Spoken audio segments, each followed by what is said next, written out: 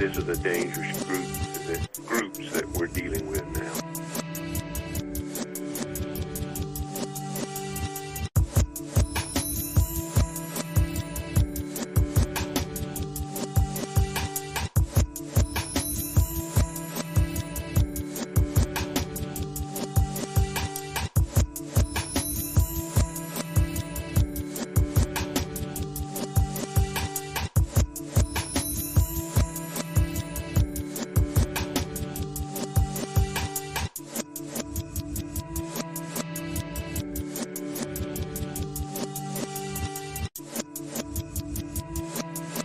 This is a dangerous groups that we're dealing with now.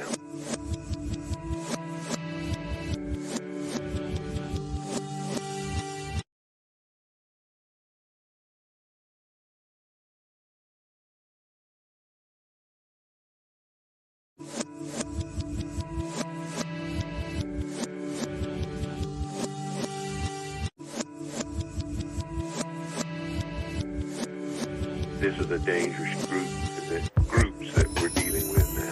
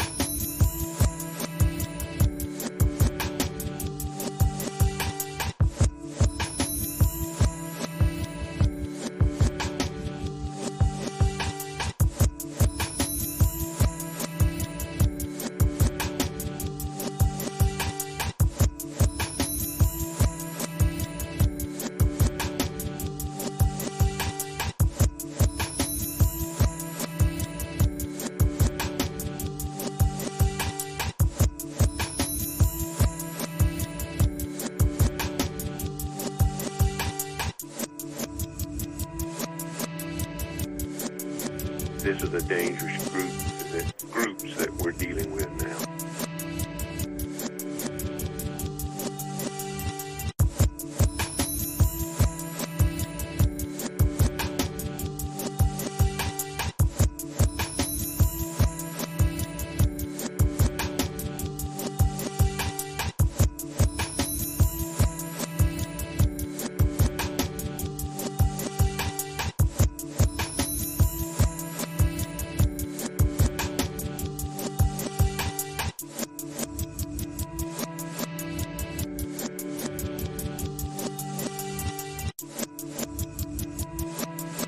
This is a dangerous groups that we're dealing with now.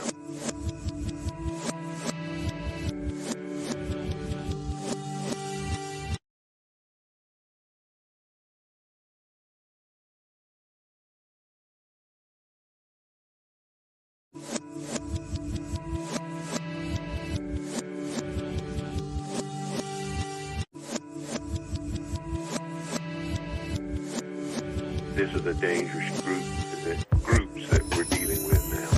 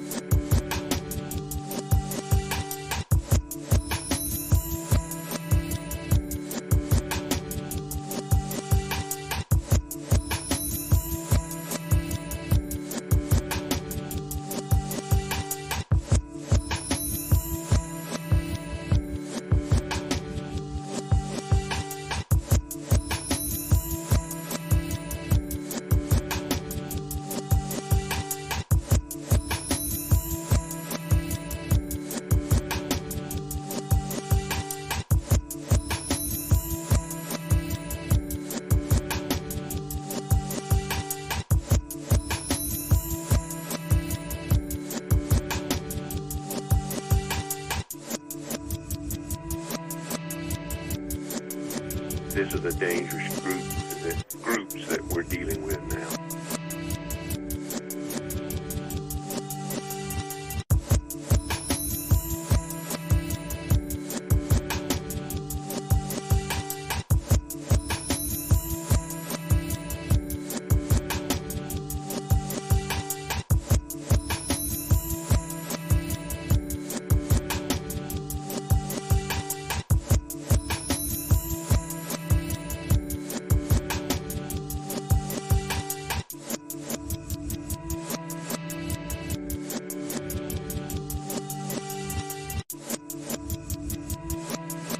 This is a dangerous groups that we're dealing with now.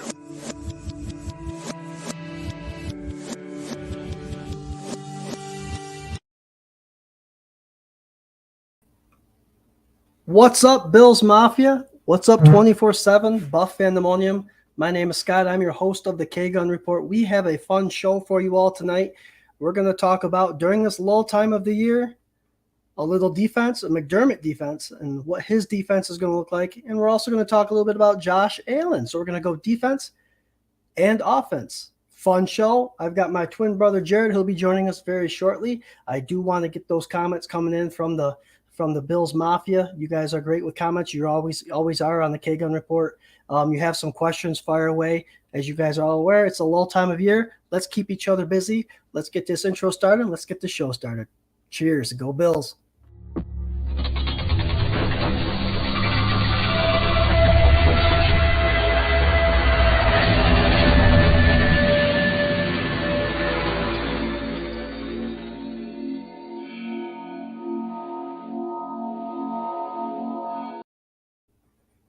What's up, Bills Mafia? As promised, the K-Gun Report has started. My name is Scott. I will be your host for tonight's show. As I mentioned earlier, my brother Jarrod will be joining us.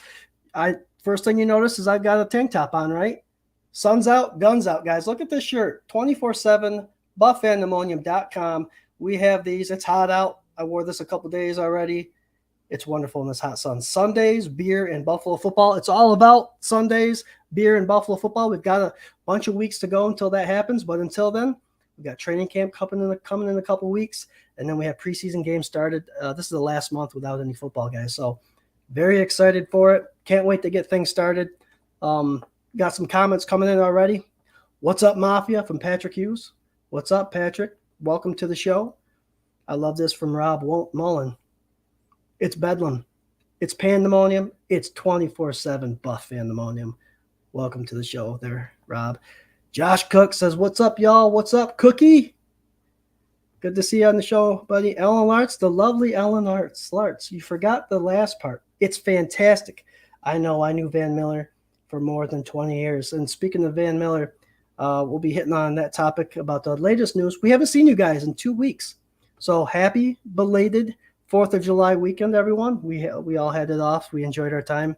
Hope you guys were all safe, drank responsible, and had a good time. Here's 24/7 Buff Pandemonium's cup right here. This is also at 24/7buffandemonium.com shop. There you go. Patrick Hughes, welcome. Since we're talking defense, must be guns out for Scott Reed. Yeah, you're right. You got it right there. And then my brother's going to have a surprise when he comes on the show as well. Facebook user actually on time tonight. What's up, fellas? This is Sparta. Sparta, this is the second week in a row, my friend, that it's come in as Facebook user. For anybody else having those problems, it looks like a bunch of people do. I apologize ahead of time, but we're going to try to get your comments and your questions up on here. This is Sparta. I got to take it easy on that, guys. TMI, I had some tongue surgery Friday, and it's still a little sore, and my tongue hasn't been as loose as it usually is, so I'm going to kind of hone it down a little bit, but still have a good time doing this show tonight, right? Guns with 2,000 SPF. Yeah, I'm Irish, Scottish, and German, so I'm a bit pale skin. Facebook user, hey, Scott, go Bills. Love it. 45 cal or 5 cal guns, LOL. Well, 45 are right, 5 cal left. I do want to give a special shout out to our partner, Buff FamBase. If you guys haven't hit them up yet on the social media, they're all over the place. We partnered up with them at the end of the year last year, and couldn't be a happier partnership. Love being a part of their network, and they've got a list of shows coming out, guys, that you have to tune into. They've all got their own little spice, and it's a good time. So they're on Facebook, YouTube, anywhere on social media. And of course, I want to mention, because it's beyond excited for us to be a part of 26 Shirts, who sponsors this show. And they'll also sponsor our Sunday sessions, which is a pregame show that we air an hour and a half before every game this year. So you'll see us tune in to Sunday sessions. Myself, Swank, and RT, Ryan Thomas from the Thomas Take Sports podcast. He joins us. He's a co-host as well. We have a good time, and we talk Bills football. Last-minute thoughts before the game starts. You'll see us Monday night against the New York Jets for sure. Dr. Bruce in the house. What's up, Dr. Bruce? Bruce McKellar. Dr. Bruce, he's our resident doctor. He's a doctor in real life. He does a 247buffandemonium.com's website. We have an injury report that goes out come training camp time. Any injuries that come up, he'll be writing a report on it, how it happens, how the recovery is, and the process of that, which is awesome, which is a great thing to have on our site, which is freaking sweet. So thank you, Dr. Bruce, for all that. Hello, my Buffalo Bills brothers and sisters. What's up, Facebook user? And again, I apologize, guys. Facebook seems to be giving us problems for some people. I know. Can't lose your voice before the season, Rager. And Ellen, loved having you there last year. Can't wait to see you this year. Guys, what Ellen's talking about is 24/7 Buff Pandemonium's 2023 regular season Rager. It's a Saturday, September 2nd, the week before the football season actually starts. We do a Rager. I hate to say pep rally because it sounds like high school, but we get together. It's our tailgate before the season starts. We have a guest of honor, Mark Maddox, who joins us, and we actually raise money for his charity, the Help One Foundation. We did a kick butt job last year, had so much fun doing it, and we're looking for bigger, better things this year. We already have a ton of merch that you guys can win in the raffles. We have door prize, which is going to be a Josh Allen in the box, in a shadow box jersey. Plus, we have a bunch of other jerseys, mini helmets. Mark Maddox is going to sign up a couple things. We can't wait for it. We're going to have a food truck, Black Heart Barbecue. They're going to do wings, which is awesome. Buffalo wings, guys. Am I right? We're also going to have it's at Reinvention Brewing Company. They have amazing beers there, and they released a Fanatics beer, which is a cream ale, which you guys will fall in love with. And then we have live music. We have live music to ship us off into the night from our friend Swank, his band, the Endless Mountain Derelicts. Pretty kick-ass time. It definitely is. They keep the crowd going. They have awesome music. And what better way to celebrate the 2023 season than joining us there. Guys, it's September 2nd. Goes from 3P to 9P. $5 at the door. Get you entered for that door prize, the Allen jersey. Raffles, 50-50, food, beer. Bills fans. What more could you ask for, right? Let's see here. Is Joey Hatch? Hey, Joey, what's up? Yeah, Facebook. Yeah, it's giving us problems. Daniel Green, it is a great time. Hey, if you guys join us, man, plan ahead. Set your calendar. September 2nd. It's Labor Day weekend, long weekend. Can't wait for that to start. And I think, let's see, any other comments coming in? You guys are kicking butt already. Love the comments coming in. Until Jerry comes in, I do want to let you guys know that next episode, Swank's coming back. He'll be the host back on the K-Gun Report. And we have a special guest, ex-running back for the Buffalo Bills, Carlos Williams. We're excited to have him on, talk some Buffalo Bills football, and that'll be a couple weeks before training camp starts. So love it, love it, love it. Jarrod, I think, is here. Let's go ahead. He just vibrated me. He's like, hey, what's up, Jarrod? It may take us a couple seconds for him to log in. But, guys, today's show is going to be fun. We're actually going to – there he is. All right. What's happening? Not a whole lot. How you doing? Can you hear me okay? Scott, I don't know if I'm on and you're paused or – all right. Well, I'm kicking you out. what's going on here. So what we're doing is talking, obviously, about the polls that we did, 24/7 Buff Pandemonium in the past 2 weeks has done a couple polls. First one was talking about Gregory Rousseau came out and asked and told everybody that his goal for 2023 was to get double-digit sacks. So we're going to touch a little bit on Gregory Rousseau and sacks and the team as a whole. And we're going to continue with the defense, guys. We're going to talk about McDermott and what his defense potentially could look like based on his time in Carolina and the crew of players that he has the supporting cast that he has to help with his defense. And then the other half of the show, we're going to get into Josh Allen comps. And what that means is it's been 5 years for Josh. He signed that new contract. So he had some comps coming into the draft, some mocks, some knocks on him. And we want to talk about where he compares to the quarterbacks in the last 5 years. And then where potentially we think he could be. And HOF, I think, is a conversation to have. But we're not there yet. He's got to win a couple Super Bowls, I think. But I think Josh Allen for sure is also always a fun topic. And then we'll wrap it up, all right? Let's get some more comments coming in here.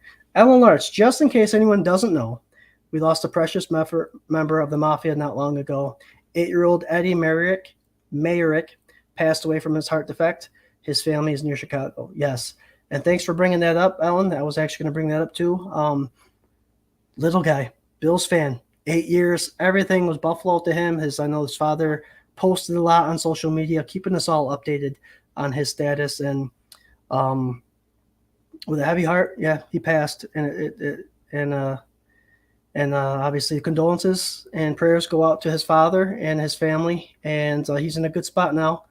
And I know he struggled, and he's no longer in any pain. So 8 years.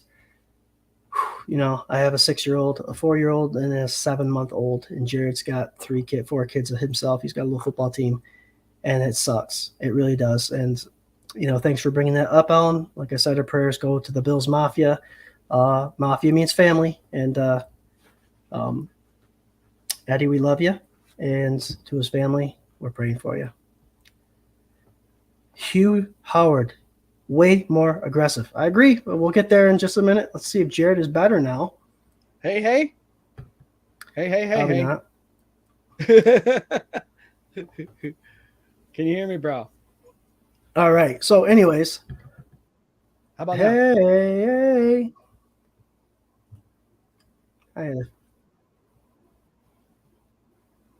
No. Nothing? All right. So, this might be a show without Jarrod tonight. That's all right. I can host, and that could be my own show. Plus, I got the Bills Mafia here. So, Mafia, ask the questions. We'll have it come up.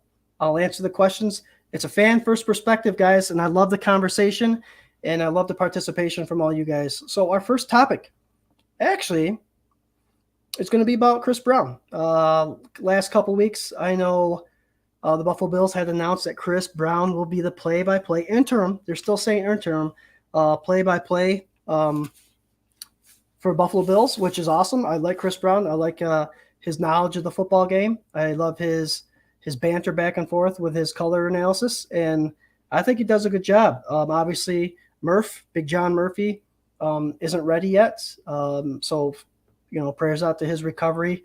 I know he's still recovering, so keep fighting a good fight, my friend. You'll get there. You'll come back. Chris Brown with the interim play-by-play. The interim tells me that John Murphy plans on coming back. So love them both, and they both do a great job. Hey guys, long time. Facebook user, tell us who you are when you guys do us a favor on Facebook. Tell us who you are before you leave a comment, because unfortunately this stream is not allowing me to see the names. So you could see that as the comment comes up for sure. Love that kid, such a fighter. Thank you. Rest easy. Patrick Hughes says he was able to hear Jarrod fine, so it might be on my end, and he's coming back again. StreamYard, guys, I've had good experience with it, but I've seen some people have issues. Who's the rookie sound guy? I don't know, Christian. Christian, welcome. Who's the number 2 CB? Hugh. We're actually going to get to that too when we talk about McDermott's defense. Eric Woods is terrible on the radio, though. Yes. Yep. Eric Woods is not all that great on the radio. I agree 110%. There, Jarrod, I see you a lot smoother now. A lot smoother. Good. Welcome. Can you hear me? Okay, I can. I'm just answering a bunch of Fandemonium Bills Mafia questions. We're talking about Chris Brown, about how he's still the interim play-by-play. John Murphy obviously is still not ready to come back. Would you agree with me when they say interim that they're planning on John Murphy coming back at some point? I would have to say that that's probably the plan. Depending on his health, they probably want to keep it open for him to be able to come back. But when I saw that too, I was, they're probably just saying the right words type thing. You know what I mean? So I love Chris Brown. I think he's a good play-by-play guy. Just go back and look up Nyheim Hines kickoff return after the DeMar Hamlin incident there, and he's got the emotion in the voice when he's yelling the kickoff return. Are you kidding me? I think was his phrase for one of them, and that's the same exact words as I said when Nyheim Hines returned. So, yeah, we'll see what happens. John Murphy is always going to be a Bills legend, and if it's interim for Brown for the next 15 years, then that's just how it's going to be. Nice, I agree. Real quick, Jared, before the show really gets going, what are you wearing? Oh, you're going to make me stand up here? Oh, Sundays, beer, and Buffalo football. There you go. I love it. I love this comment from Patrick Hughes coming in. He said, why can't we get Derek Swank, Scott Reed, and Jarrod Reed both in the booth this year? I'd love it, man. I'll tell you what, that would be something else. Swank is really good at talking, so I think he'd be the guy that had the conversation going the whole time, but I'd like to be the color commentary for sure. I can be a bit exciting. I can. I'm a huge Bills fan. You should hear me. I could get loud and exciting. Let's see here. Chris Brown has been a legit play-by-play. Fill in for Murph. Should be even better in 2023. I agree, Rob Mullen. I am making a mess. Sorry, guys. It's all right. It's all right. All right, Jared. So, guys, let's get the start. Let's get the meat going here. I know we talked about Chris Brown. Welcome, Chris Brown, to another year at Buffalo. You'll get a full year probably under your belt this year, but we're excited to have you, and congratulations. Poll time. Jared, we're going to talk defense. But first, I want to address the two polls that we put out earlier this week in 24/7 Buff Pandemonium. And the poll was asking, do we believe that Gregory Rousseau will get double-digit sacks this year? And I've got a couple follow-ups with this, but I want to hear what you think about Gregory Rousseau coming out and say that's his goal. Do you think that's something that he could do? Oh, it's absolutely something he can do. He had the stats last year that got close to it, and they played one last game, and he was out a couple times. The rotation, I think, of the defensive ends, because we did add Leonard Floyd, and who knows when Von Miller's going to come back, but I think the rotation of the line might make it hard.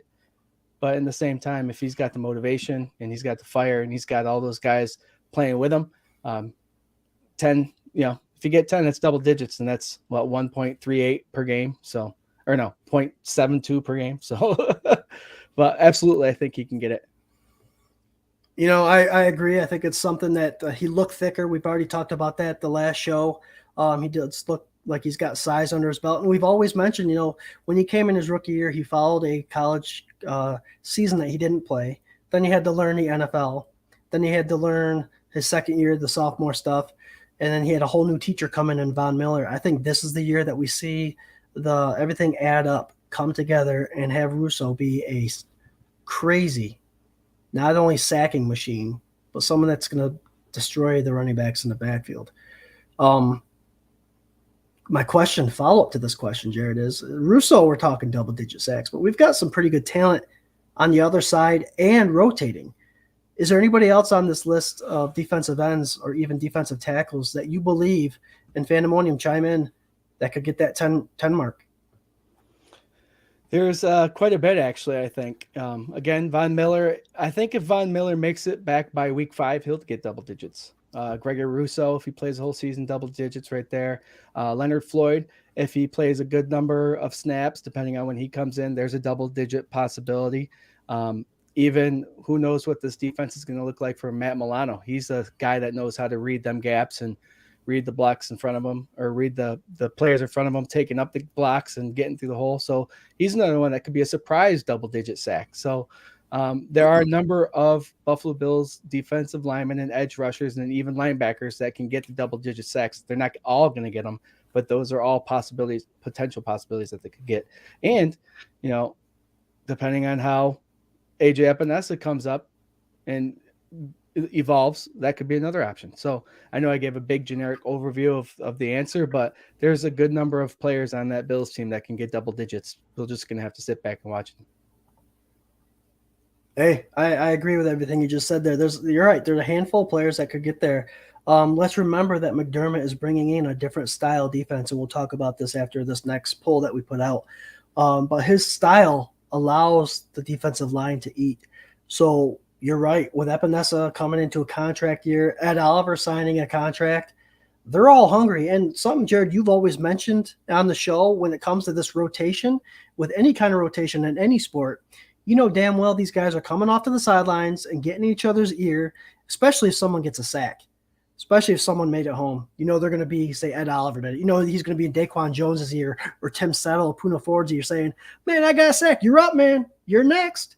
And it might be that whole you're next mentality. I've seen a couple times people mention this, Rob Mullen mentioned this NASCAR package where you just put in your top 4 pass rushers. I like that. Swank actually brought that up in the poll we had a couple weeks ago, and we had a conversation about this next NASCAR package. I know we've already said who we believe our NASCAR package players would be. Do you have an idea of if you were to name the 4 top pass rushing defensive linemen? And they don't have to be all interior defensive line. Who's your 4? I know we've talked about it shows before, but I forgot. Yeah, Daquan Jones. Okay. Von Miller, if he's healthy. I think you got to put Leonard Floyd in there. And then Russo. Okay. So That's the obvious, right. If Floyd isn't in there. The obvious answers. You know, and the thing I like about that is the Puna Ford topic. You know, he's a little short statured, so I don't think he could take up the blocks and create a ruckus. But if you're pinning your ears back and getting to the quarterback, or if you're not getting to the quarterback, you need to be able to put the arms up in the air and create some tipped balls. So I think this NASCAR package idea would be fun. I think it would be fun. Bruce McKellar, McD is going to let Ed Oliver slash the middle. We'll get to that about McDermott's defense. Ellen Lartz, Miss Ellen Lartz says, if Russo does get up to double-digit sacks, I wonder if Bruce will have had a hand in it via advice on technique. Bruce was in his ear when he was drafted. So, you know, and I know Bruce Smith's always willing to help out these guys. Here's to our Bills staying healthy this year and getting that ring. Cheers to that. I agree there, Chris. And that's a big thing we dealt with last year's injuries, and then obviously all the hoopla that happened, all the crazy events that happened off season and during the season. Unfortunate events. Both Boogie and Russo occasionally played inside in college. Boogie was extremely disruptive. Thanks, Rob. Boogie was disruptive. He really was for Wake Forest. Yeah, that's a name that you forget about every once in a while because we're waiting for Boogie to really come up and play his part, but he's been putting the time in. So we'll see what happens with him. We got a lot of depth at that defensive line. He also can play their edge. So Dalton Smith, Bills Mafia. Hey, hell Dalton. Yeah, Dalton. Yes, guys, reminder, we're partners with the Bills Mafia. The hashtag OG Bills Mafia at Buff FamBase. I told you to hit them up earlier. I'm telling you to hit them up again. They're almost 169,000 strong, Jarrod, on Twitter. Damn. But they have a bunch of shows in line. They have a bunch of shows in line that they're starting to get going, guys. So when you're done with our show, hit up their sites, check out to see what other shows are coming on. It's exciting stuff for 24/7 Buff Pandemonium for sure. Here's the other topic, Jarrod. And both these topics, guys, this whole Russo with double-digit sacks and Bills D top 3 in 2023, both topics were brought up in polls, and both had a pretty good response for sure. Of course, us Bills fans, we like to be very optimistic. Of course, we had the opposite end of the spectrum sometimes, but great reaction out of both these polls. And top 3, Jarrod, I was going to go top 5 with that poll question, but I do believe the Bills defense has the gall, and the Bills defense, now that McDermott's coaching, has the ability to be top 3. Your thoughts? Being top 3 is no stranger to our Buffalo Bills defense the last 5 years, especially. I think 3 out of the 5 years they led the NFL in categories such as points per game and yards per game. And lo and behold, I have them written down right here.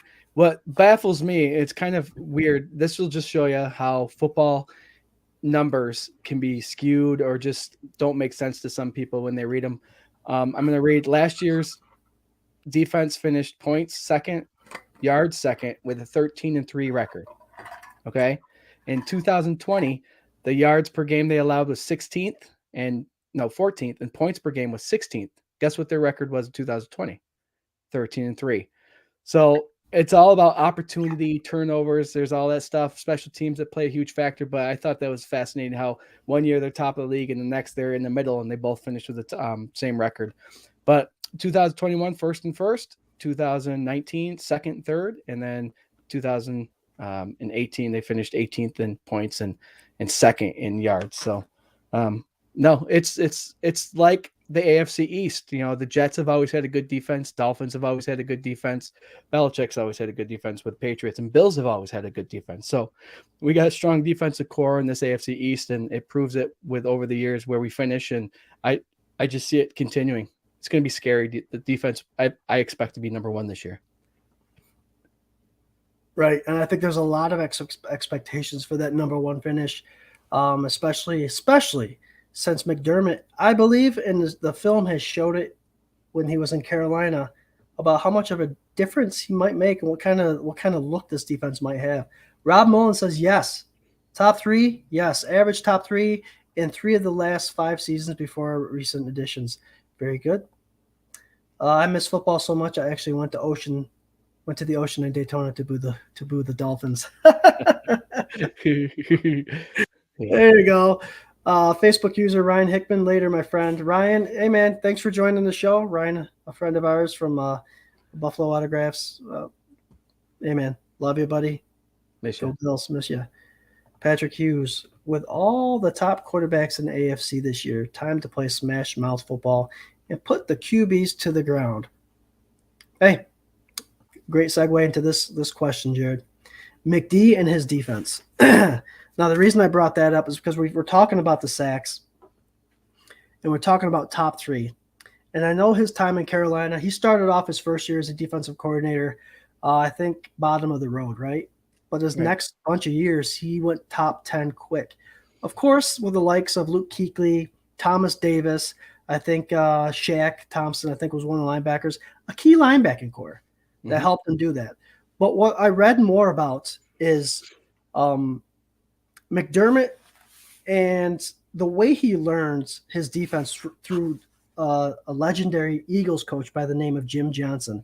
Not Jimmy Johnson, guys, from the Eagles, but Jim Johnson. And he made a 4-3 defense look nasty with the Philadelphia Eagles. And it's the same concept that McDermott brought to Carolina. Now, seeing what he's allowed Leslie Frazier to do these past bunch of years with the defense, with the 4-2-5 and running the 2 deep zones, man coverage every once in a while, but he also did stunts on the defensive line, created a lot of movement. McDermott's defense is a lot different than that, Jarrod. McDermott's defense is 4 down linemen. You fill a gap, and you get through that gap as fast as possible. And that's totally different than running stunts and all that stuff. And the theory behind that is get in the backfield and cause a ruckus for the offense is the best way to disturb the offense, right? So my thing is McDermott had those 3 linebackers, with Luke Kuechly being one of them. So if he's going to have a similar defense, there's a lot of pressure that's going to be put on our middle linebacker, whether it's Dorian Williams, AJ Klein, Tyrell Dotson. We already know Milano's the offside linebacker on one side, but if they run a true legit 4-3 defense, they're going to be running with 3. So my question to you is, other than Milano, who are your 2 linebackers, the middle linebacker and the other offside linebacker? And do you think this is a better fit for, say, someone like Dorian Williams, where if they try to get the running back tackled in the backfield or the quarterback tackled for loss, taking away those guards and centers and tackles that are actually pulling because they can't get to the second level because the game's already disruptive? Is that beneficial to the rookie linebacker? And again, like I said, who are your 3 linebackers now that McDermott is going to be running the show? So you talk about gap responsibility and getting through in there and messing things up, and they brought in a good lineman for that with Poona Ford. With that, trying to get through the gap, you're going to have schemes where there's cross blocks up front and people trying to get you out of the way if you're going to come up quick. And that's where the low sense of gravity is going to play a huge part with Poona Ford and with Ed Oliver, who's dubbed the 2.0 of Aaron Donald, smaller Aaron Donald. So they have those 2 guys up there, and Daquan Johnson being he had an awesome year last year if you go back and watch the tapes, but that's where it starts up front. And that 4-3 defense, if you're looking for a bigger 4-3, if that's what we're going to see, obviously Milano's going to be in there, but I feel like Dotson and possibly Bernard are going to be the linebackers up there, with AJ Klein coming in every once in a while. We do have a lot of linebacker depth. I know there are a lot of players on the roster listed at linebacker that are actually going to play on the edge, but I think we have a good problem at linebacker. We have AJ Klein. Don't sleep on him. He's one of those guys, if you're going to have linemen going in the gap, AJ Klein's going to be see ball, get ball. He's going to get there too. So, training camp's going to be fun, and it's going to be interesting to see what happens week 1. But for right now, if I was to throw people out there, Milano, Bernard, and Dotson. I like it. We got a lot of insight from our resident expert, Rob Mullen. And I also like to put up the comment from Mark Krajewski. Guys, the Bills will play a 4-2-5 as their base defense. And that's a defense that they played in the past, obviously, under Frazier, with the 2 linebackers, Edmonds and Milano, and obviously that nickel coming in that has been Taron Johnson. And this year, we actually have a couple new people brought in via free agency that potentially could put that spot up for grabs, which is going to be a very interesting conversation, which will be one we will have here in a couple minutes. But Rob Mullen, the Bills did bring in Al Holcomb, who was a linebacker guru, and he was with Coach McDermott. I mean, he was part of the Luke Kuechly transition to the NFL, and we all know what Luke Kuechly did in the NFL. The 4-2-5 is here to stay, Rob says. Once again, there's more to the Frazier storyline, and Al Holcomb guarantees a 4-2-5 with a larger influence at linebacker play. Now, I agree. And I do not think we'll see a being told in the preseason.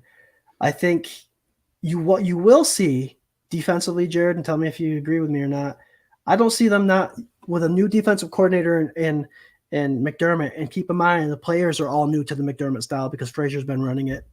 You might see a little more than what McDermott generally puts out on the table because he needs to evaluate. And with the 3 preseason games going on and no one getting cut, I think we're going to see a lot of, I personally, and I've been wrong before, I think we're going to see a lot of 4-3. I really do. And I dubbed Terrell Bernard, the rookie linebacker from last year, as the Matt Milano 2.0.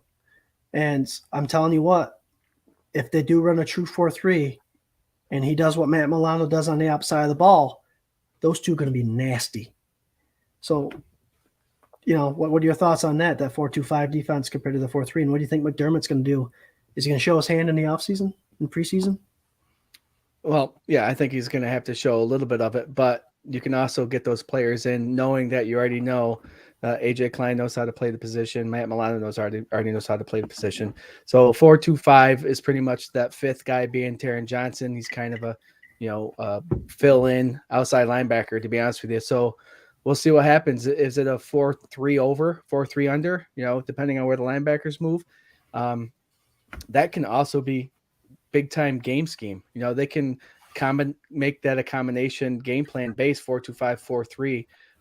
In this game to game, see what's going on. And if you're up by a lot, maybe it's the 4-2-5 with a safety in there. And depending on how Bernard and, Milano, obviously we know how he can cover, how they play. It might be called a 4-2-5, but with the big set in there. So it'll be interesting to see. I could be totally wrong. 4-2-5 could be the same exact we've seen for the last couple of years, but I feel like linebacker presence is going to have to be more this year because of you guys also got to remember that our secondary with Hyde, Poyer, Elam, and White and others that we've just Dantzler and all these guys that we just added, those 4 could legit shut down a lot of wide receiver cores. So why not have a bigger guy in there if they have the zone going or something like that to cover it up? So we'll see what happens, but I can see a 4-3 possibly being a heavier 4-2-5 in there most of the season. I do like that heavy talk, Jarrod, because something I'd forgot to mention before when talking about McDermott's past defenses is with running that 4-3 defense, he did run a lot of 3 deep, which would drop 1 safety back and both corners back into the thirds, which would bring Poyer back up in the box and Hyde. Both of those guys played in the box before. They could play that 3rd linebacker role if they wanted to do such, or that 4th linebacker, like a 4-4 with 3-man deep. So it'll be interesting with the talent they have. They loaded up on defensive backs for a reason. And we've always said you can't have enough defensive backs. So it'll be very interesting to see what they do this offseason. Scott, do you see any defensive schemes where Poyer or Hyde come out? If they're dropping that 3 zone, do you see them bringing them out and bringing a Benford in, who's a bigger corner/safety play? I don't, because I know Micah Hyde and Poyer both have seen positive results in the box. So I don't see them. No, I think you need that leadership out there. I don't think you have them take breathers for sure. But if something were to come up and they needed to rub off a muscle pull or something like that, or a stinger, I think Benford's just the guy. I know there was talk about Benford potentially being a safety, transitioning, which is always a good thing with an NFL resume if you could do more in one position. But I think Benford would be more than perfectly capable to do that. And don't forget about Taylor Rapp. I think he is also someone that's had starting experience, good starting experience, that could potentially,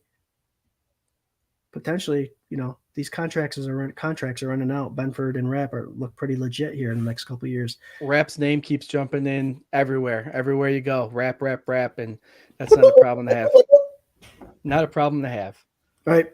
Robbie from Let's Talk 716 Sports. Hey, Scott and Jarrod. What's good, brothers? Go Bills. What's up, Robbie? What's good, Robbie? Mark, again, says, I see Taylor Rapp coming in the passing downs and the middle linebacker coming off. He could put his head on he could put his helmet on the ball. So, yeah. He did a great job with the Rams. Starter. Great tackler. All that stuff. Very good. McDermott has a lot of toys to play with. So, Yep. Rob Mullen says, keep in mind the 4-2-5 hybrid when we had Alexander was ultra productive around the line of scrimmage. So for me, it may mean more rotational play between Bernard and Johnson, active in the old role Alexander played. I think they've been trying to figure out who that Alexander type guy was. Man, I love Alonzo Alexander. I think he did a great job. I would love to see another one of him. Man, he was a journeyman. I mean, not only from team to team. He went to a couple, like 3 or 4, but positions. He started on the offensive line, defensive line. He was defensive line. He was a little bit heavier. And then when Buffalo brought him in, they leaned him up a little bit and put him on the outside, and he wreaked havoc. So yeah, he's a feel-good story.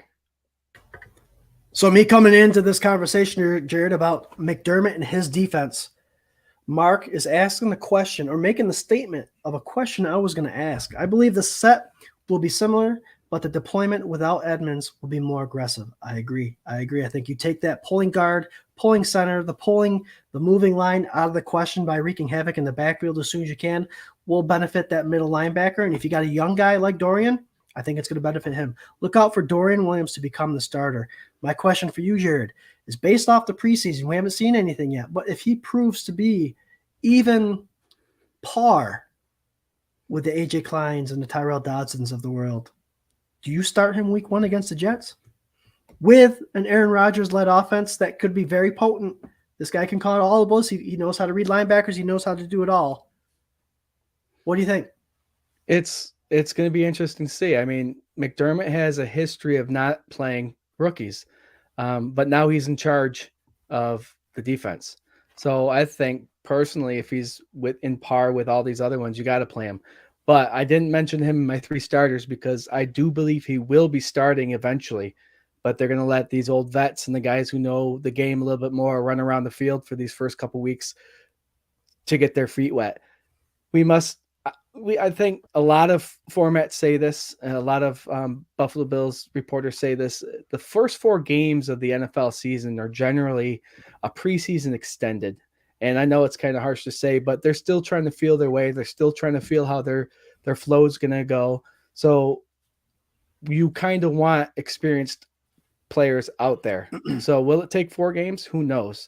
But I do see those 3 guys that I mentioned earlier starting, and Dorian Williams coming in soon to replace that middle linebacker position and becoming an amazing player for the Bills. Because reminder that Dorian Williams had success in college with that 4-2-5 defense.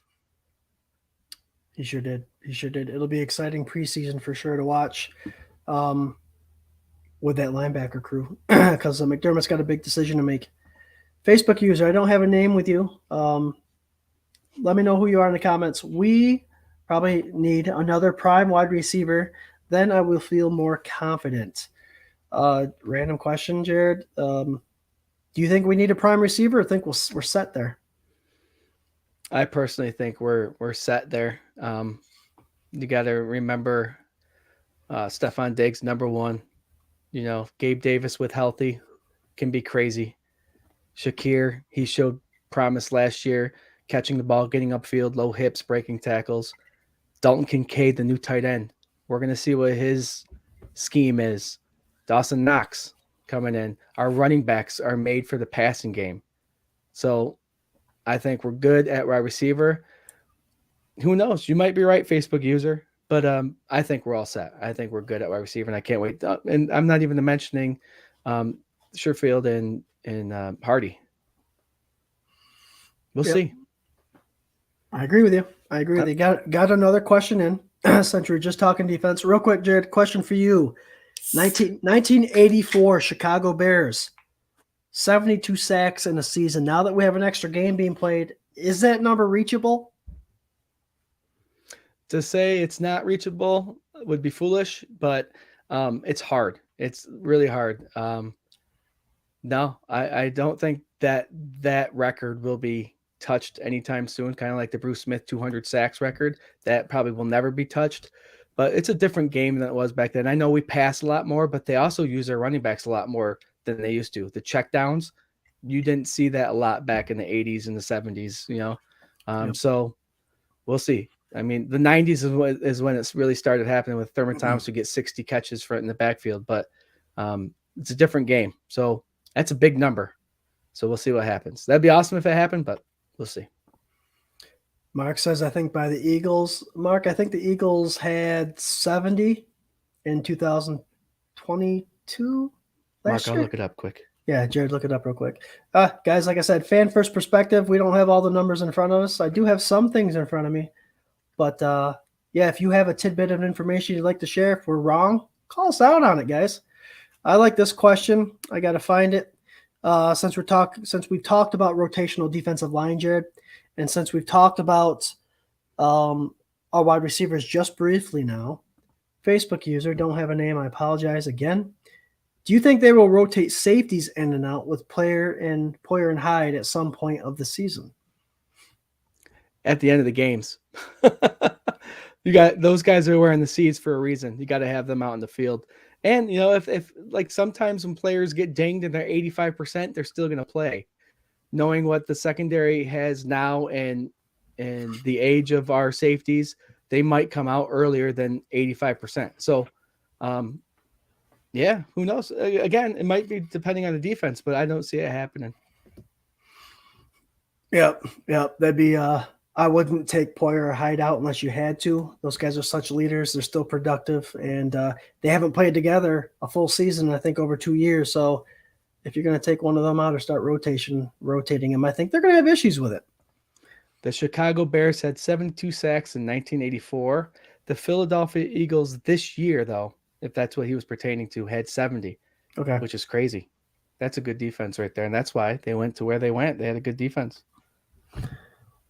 Yeah. I mean, it was a quiet – you think it'd be – obviously Eagles fans probably know it, but you think that'd be something more that'd be announced around the NFL world. I think Hopkins saying he wanted to play with Allen was a bunch of crap. This is coming from Patrick Hughes. If Hopkins wanted to play with Allen, he would sign. It's time to move on from Hopkins. There's more talk about Hopkins today. And that's the thing is he hasn't signed yet. So is he asking for too much money? Is he asking for similar money? I mean, I don't see you being a number one, but I can see you being a 1B, if that makes sense. Someone's not going to bring you in to be that stud anymore. And I think he's asking for stud money. Although wide receiver twos are making some pretty crazy money nowadays. But the longer Hopkins waits, guys, the cheaper he's going to get. And I don't think he's realizing that, unfortunately. All right, let's see here. It's Ransom Hatch. All right, Mark says, great question. Due to their age, I could see them out of blowout games in the fourth quarter. Yes. We'll get to the last defensive question here, Jared. And it's from Mike Boats. Does Hamlin play this season? It would feel good if he did, wouldn't it? They've already paid him. he might be an injured reserve guy for the first part. We'll see what happens. If I was a betting man, I'd say he does play this season, but not till later. I agree. I think it's an IR situation. It's a totally different game when the pads come on, guys. I know it's a breath of fresh air seeing him out there, and it gets your parent mode going like, oh, what's going to happen? It was a freak accident. It was a freak accident. Rarely ever happens, especially to adults. And I think, again, once the pads come on, it might be a different story once contact happens. They may test out some more of the shoulder pads, the chest pads, and all that stuff just to make sure that there is more protection. But I would love to see him out there. Unfortunately, with the acquisition of Rapp and Marlowe there now and Benford potentially going to safety, Hamlin might not make the cut. And we'll talk more about that in the upcoming episodes as we get closer to preseason. Very good. Very good, guys. Love the comments coming in. You guys are kicking ass as always. Leave your comments, ask your questions. We'll get to it the best we can. What are you doing, Jarrod? Sundays, beer, and Buffalo football. Yes, 24/7, buffandemonium.com. Guys, not only did we have a sweet website, but we have a lot of blogs. Our friend Rob Mullen has blogged on there. Ryan Thomas has blogged on there. They were busy this offseason, put out great content. Bruce McKellar, he does the injury report, Doc, and it's awesome. He'll touch on all the injuries that happened this year, explanations of the recovery, and give us a whole lot of information based on that. And if you have a question and you want to see it on our site, it doesn't have to be Bill's injury. Throw it out there. Maybe Dr. Bruce will throw something on there for us. But we also have a store. That's where I was going to. We have a store. We have 24/7 Buff Pandemonium and our sister page, FLX Mafia. We are located in the Finger Lakes. Jarrod is between Seneca and Cuca. Correct, Jarrod? And I'm right outside Canandaigua Lake. We're trying to build our family out here, guys. Our Finger Lakes Mafia, our Bill's Mafia out here. So we have FLX Mafia shirts and hoodies, 24/7 Buff Pandemonium shirts and hoodies. And obviously these guys are the newest additions, Sundays, beer, and Buffalo football. Get them now. I think they're $22 on our bonfire. Hit us up. Hey, man, the support's awesome. Love you guys. Mark has another question. Love it, Mark. So who do you think will be CB4, CB5, and will we carry a CB6? Jarrod, you want me to attack this one? Yeah, but before you attack it, Scott, I want to know where you're putting Dane Jackson. Go. Oh, so I do have Trey White, Kyer Elam, CB1 and CB2. Taron Johnson is the nickel. I do have Benford staying at corner, so he'll be CB3 without the nickel, but 4 total, right? Dane Jackson will be my 5th. Cameron Dantzler will be my 6th. And I think you'll see the 5 and 6 guy have more snaps than the 5 and 6 guy did last year. Right. Yep. Yeah. The wonderful thing, like you said earlier, Benford, Siren Neal, Cam Lewis, they're all guys. Rapp are all guys that in Benford, can play CB2 a little bit. So, yeah, it's going to be interesting to see. Dane Jackson's, we love him. He's one of our guys, but he's on a bubble, I think. Yep, he is. And like we say all the time in the last 4 years during this time of the year is that there are going to be players on our roster that we absolutely love that we will see playing for a different team. Kick-ass show so far, guys. We got 10 minutes until cutoff. But since Jarrod came in late, we may stay 5 more minutes, 10 more minutes. What do you think, Jarrod?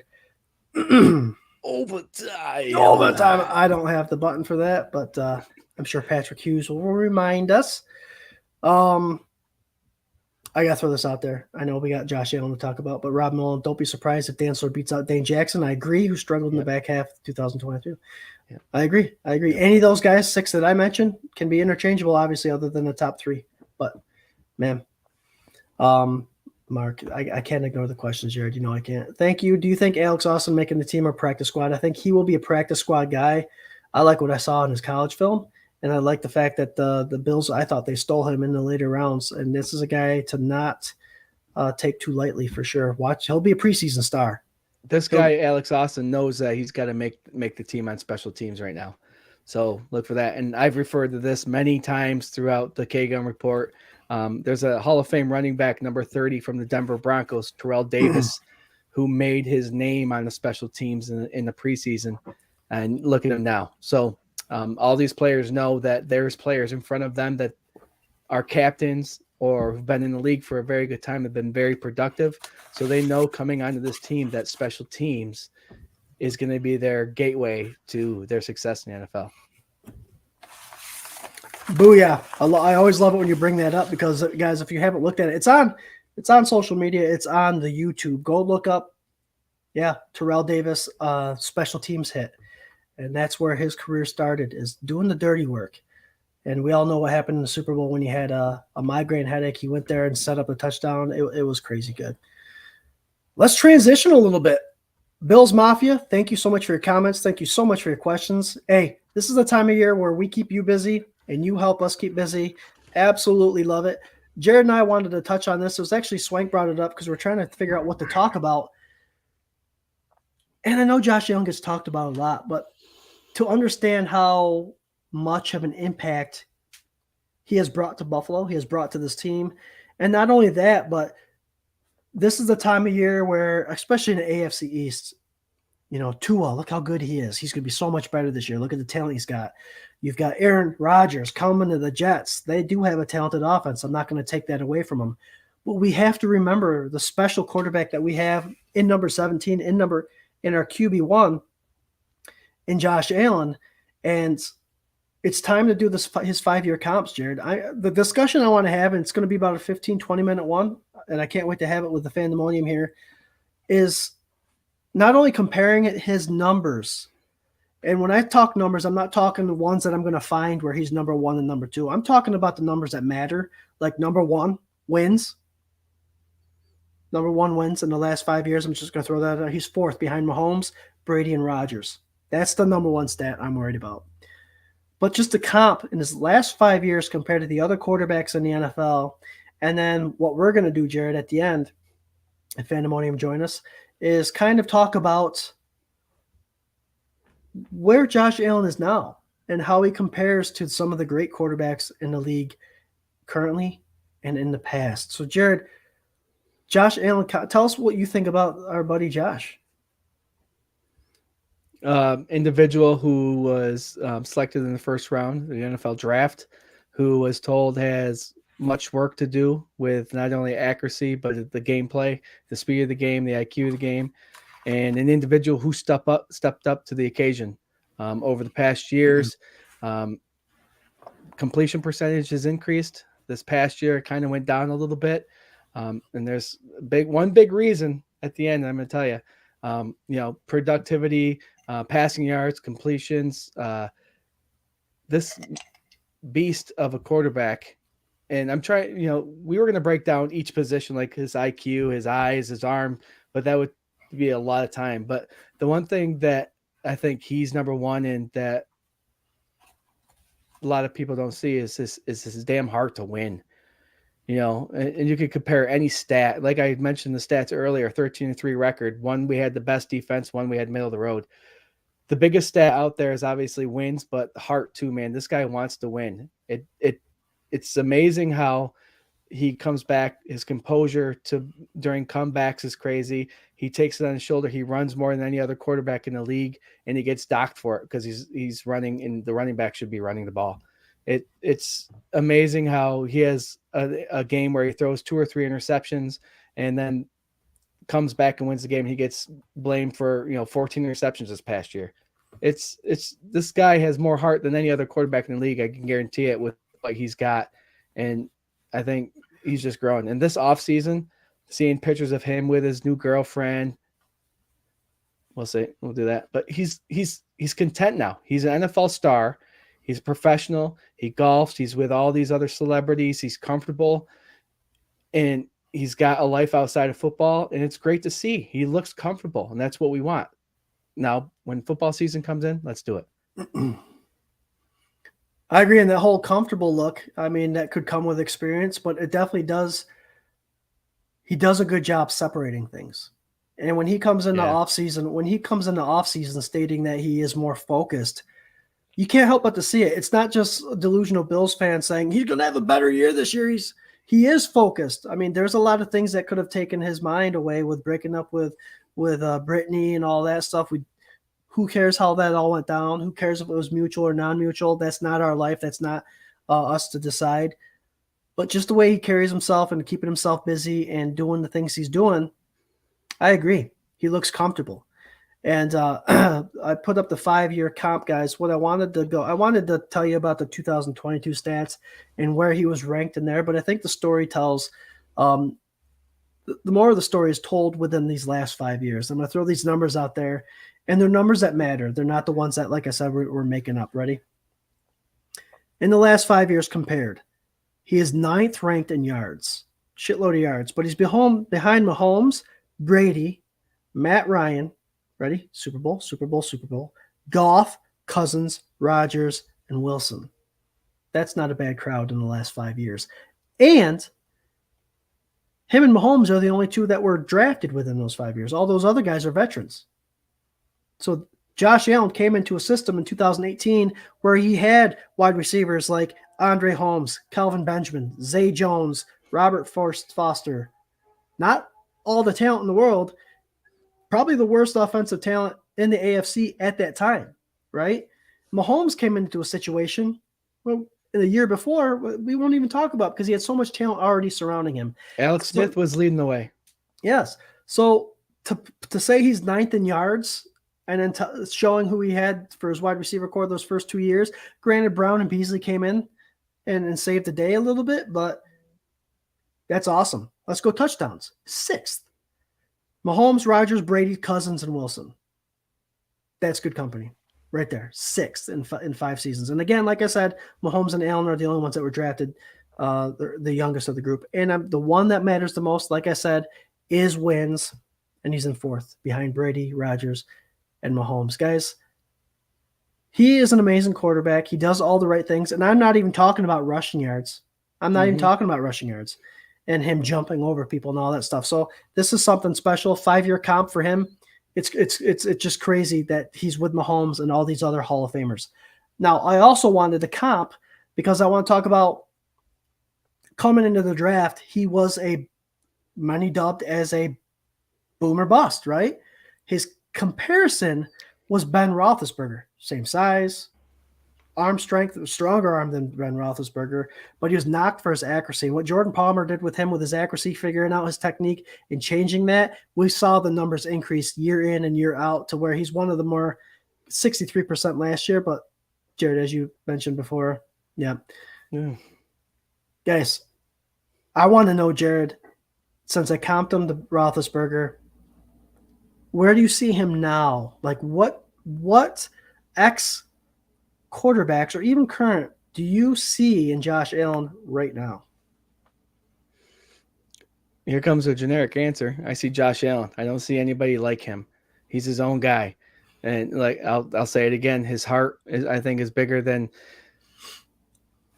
Let's compare him to Mahomes really quick. Mahomes has one of the best offensive coaches in the league in front of him with the game scheme with Andy Reid. When they're losing or it's a close game, Patrick Mahomes looks very comfortable going out there because he knows that the players are going to be in the right spots at the right time, and he knows he's got a great scheme. Josh Allen kind of likes to take everything on his shoulders, but when he does, he might take away from the game plan and the scheme with the drive, but his heart still drives that ball down the field. And there's nobody like it. And like his rushing yards are crazy. You can compare him to Cunningham, Michael Vick, all these running quarterbacks, but he doesn't juke and jive or anything like that. He runs, commits to a spot, does maybe an inside or an outside. He does break ankles every once in a while, but not like those guys did. But he runs hard. He runs heavy because he's 260 pounds, and he's determined to get to point A to point B to move the ball and to win a game. This guy is a different type of beast. You just got to watch him. And I know people have heard it all over the place and don't like that, especially other AFC East teams don't want to hear it. But Josh Allen is a beast. And just be glad he's on our Bills team. He wants to win. He's comfortable this year. And I can't wait to see what the productivity of his season is going to be. It's going to be just something crazy. Right.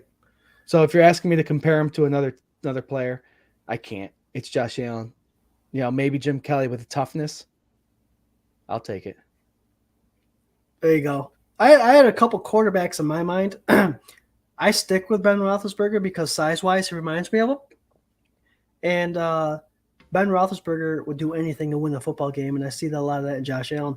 Kind of comparable accuracy as well. So I think Jordan Palmer did a good job doing that. Jim Kelly, I think part of that conversation is what the excitability that he brought to Buffalo. And once Jim committed to Buffalo, it became a full commitment where Josh Allen already is. And what he does for the locker room, I think, is something that Jim Kelly was able to do. So I'd like to compare those two, and the fact that they're both wearing red, white, and blue, obviously. And the thing that he's got on both those guys, and both those guys had great arms, is the arm strength.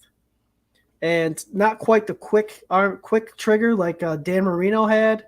Not a slow release. He's got a pretty decent release. But strength-wise, I like the whole John Elway comparison, because John Elway could run the ball, and he didn't look to run the ball first. He looked to pass the ball first, which Josh Allen does do, unless it's a cold run. But I think those three quarterbacks I mentioned, Hall of Famers, other than Marino, Super Bowl winners, and I like those comps, and I think Josh Allen is right there. He just has to put it together. And I like some of these things that some of the fans are saying. If you're going to add grit, I like to add Steve Young into that too. There you go. Besides throwing left-handed, Yep. he has the determination like Steve Young does. Yep. So just in case you guys didn't know, we're in overtime. Jared, you got a little one yelling? We'll be Yeah, right back. I'm trying to listen to Mr. Camden screaming in the background. Jared's got a 8-month-old. I have a 7-month-old. They're little buddies already. Thanks, Bruce. It's overtime. I don't have the graphic. Swank's back next week, guys, with special guest Carlos Williams. So this should be fun. Both Bruce McKellar and Rob Mullen credit the poor offensive line in the lack of consistency. Obviously, something Josh has stepped over and was able to get through that mountain, get over that mountain, get through those obstacles. And it's tough. It's tough. Mitch Morse has been a blessing. Deion Dawkins has been a blessing to have those guys anchor your line, because you have that conversation. You're getting your reads, your audibles, and all that stuff from those linemen. And if you got people moving in and out, you've got to learn to trust a different guy every year. And just to get consistency would be a good thing for Josh. Josh stands tall in the pocket like Big Ben did. He's getting better at that too. He's getting better at that. He's trusting his line. And Josh is a more accurate version of Cam Newton. Cam Newton was one of his comps when he was coming in through the draft, but Cam Newton just started shot putting that ball, and that just became game over for him. Oh, little guy's hollering. Little guy's Can hollering. you hear him? Oh, yeah. No, it's fine, though. Poor Bubba. All right, guys. Great show. Jared, there's just one more thing we're going to talk about before our final thoughts, and that's going to be pretty quick, too. But great show, everyone. Comments came in. Questions came in. A bunch of new faces I saw on here. Guys, we're live every Tuesday on Facebook, Twitter, YouTube, 8 o'clock, the K-Gun Report, partnered up with the Buff FamBase. Check them out.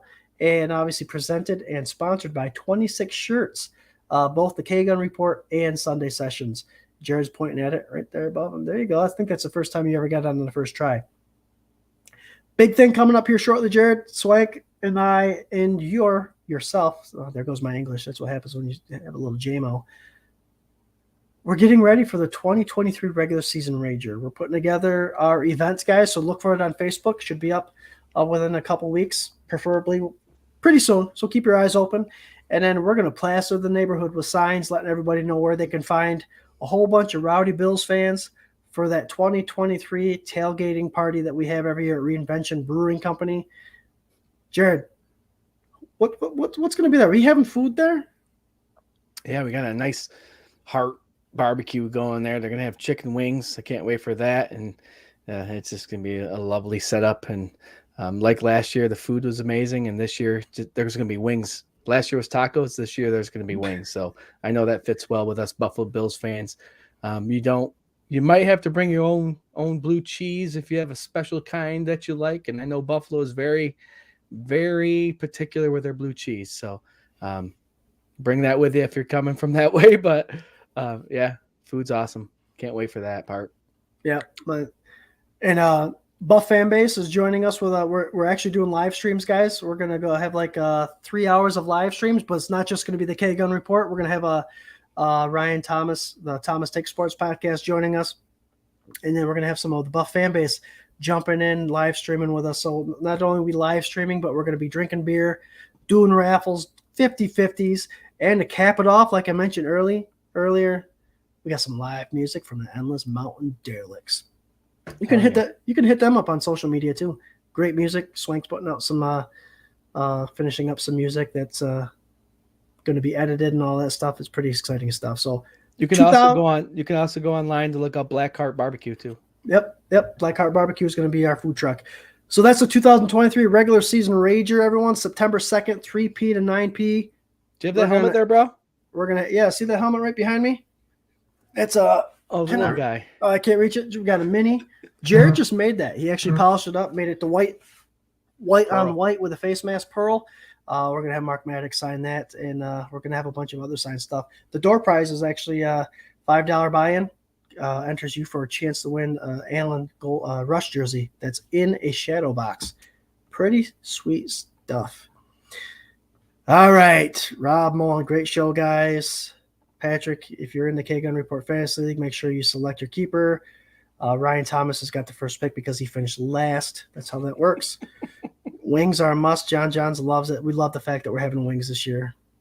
And Ryan Thomas and the Thomas Take Sport podcast live after the K Gun Report. He will be on at 9 o'clock. So Ryan Thomas, the Thomas Take Sports podcast has already started. So we're going to get the hell on out of here. Fandemonium, Bills Mafia, thanks for joining us.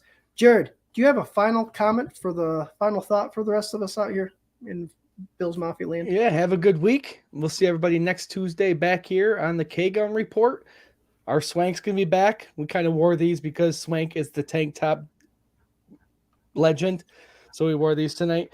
And Carlos Williams is going to be joining us. So I can't wait. See everybody next Tuesday. Go Bills. Nice. It's Fandemonium for sure. My final thought is a more sentimental one, guys. Hold your loved ones close. Kiss them goodnight. Tell them how much you love them. Never forget to tell someone that you love them. It doesn't take away from your manlyhood, guys. I tell my brother I love him all the time. I tell Swank I love him all the time.